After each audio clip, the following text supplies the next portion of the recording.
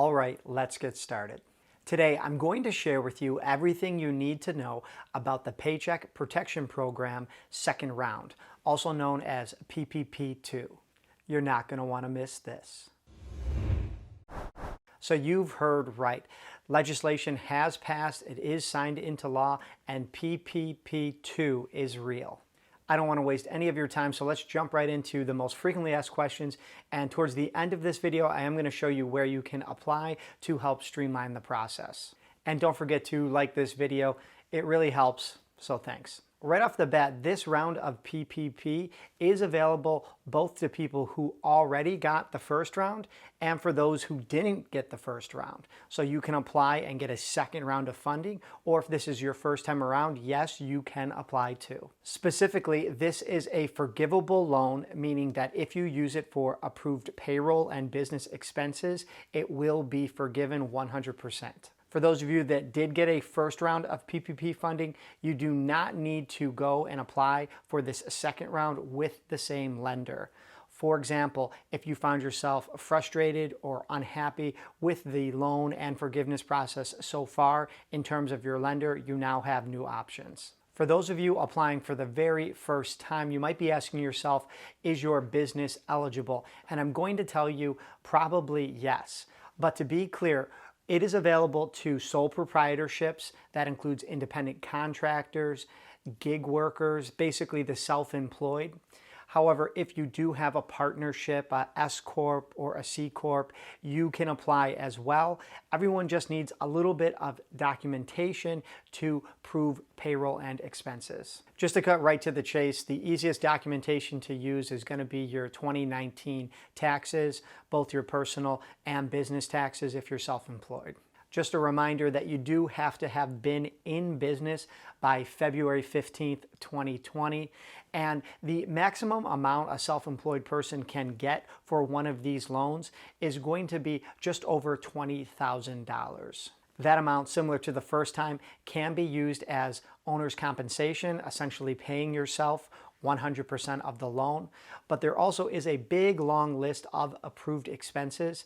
If for some reason you're looking to spend it on those expenses in addition to the owner's compensation, I can include a link down below in the description for what those expenses are. One final thing, if you are a business applying for the first time, you do have to have less than 500 employees. Moving on, let's talk to the businesses who did get a first round of PPP funding. Guys, I told you they would probably be doing something like this, and it's back, and it's basically going to be the same amount.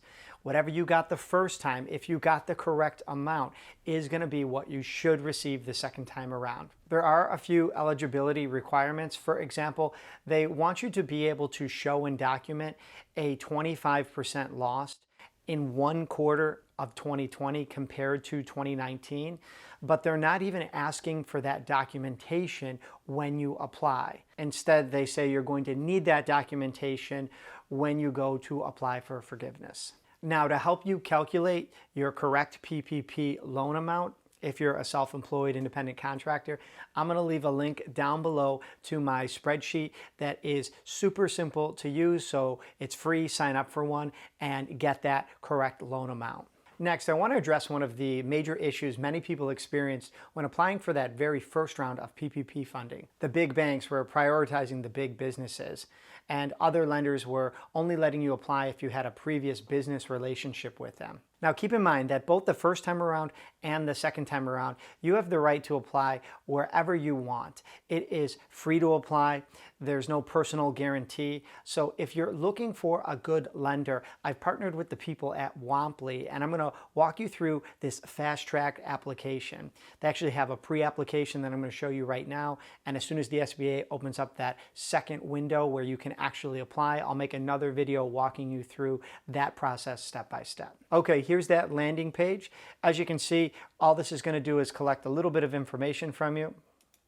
Womply is a SBA approved agent, so they're going to gather all the information and send it right on to the lenders.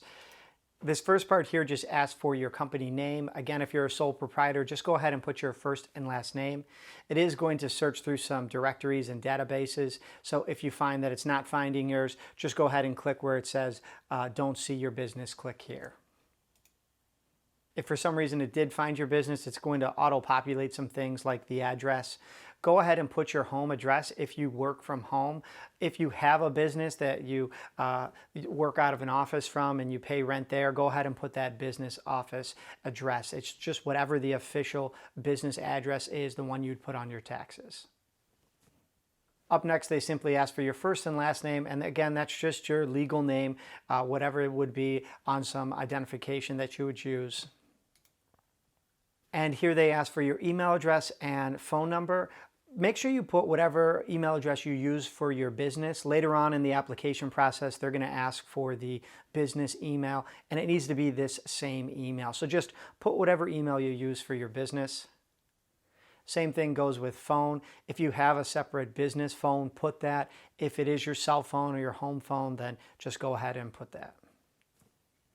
Don't let this next part trip you up. For your business entity, most of us can put something down like sole proprietor. If you've actually formed a partnership or an LLC or a S Corp or C Corp, you would know that there's a process involved in that. So go ahead and just put sole proprietorship or whatever you know applies to your specific business. For monthly payroll spend, this is going to be just what you bring in. You can find that number from the spreadsheet if you downloaded my calculator before, or you can use that line 31 from your Schedule C. Again, that's how much you made for the whole year, so you can just divide that by 12. There is a cap on the amount of money you can get for a PPP loan, and that is at 100K for earnings. So for example, I'm just going to select here between 5,000 and 10,000 because that would end up being what the max is per sole proprietorship anyway for one of these PPP loans. And then you can go ahead and click Start My Application. Just remember, I'm only showing you one way to go through this. You can get the same loan through a variety of lenders from the local credit union down the street. It's just up to you to decide who to work with. For this next part, I was debating whether to show you this or not, but I definitely wanted to take you behind the scenes, to take you as deep as I could, because this application process, it can be confusing or intimidating. So if you haven't liked this video yet, please give it a like and let's move on. You're gonna see next that you receive a confirmation email from Womply. They want you to, number one, confirm your email address, and then they're gonna give you some direction that as soon as the PPP loans open up in terms of applications, they'll send you a second email to start. But they're essentially pausing people at this point until they open it up to general businesses. I promise, I'll stay up late if I have to, make a step-by-step video finishing this process so that you can fast track that second PPP loan if it's your first one, so that you can get those funds as quickly as possible. And I will let you know that once approved, you're supposed to get a deposit within 10 days.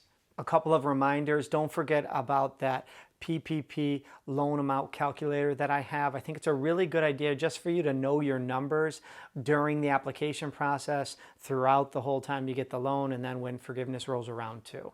And I really should have mentioned this earlier, so I will stress it in the next video. Please open up a brand new bank account, a free bank account, for the deposit of this PPP fund. I want your records for this money to be crystal clear. Please, no muddy transactional records where you got a little bit of this and a subscription from there. Please do not use the same business account you had before. You don't have to, nor should you. I'll leave a link down below to two banks that I like to use. One is a high interest savings account with CIT, and another is a free money account with SoFi Money. I think SoFi actually gives you $50 when you open up the account. So if you're interested in that, again, I'll leave a link down below in the description. You can also go ahead and check out my website. It is full of resources, blog posts, videos, podcasts. I think you're gonna like it, so please check it out. And if you're new to the channel, don't forget to please hit subscribe and ring that notification bell. All right, as always, I'm Rich, and until next time.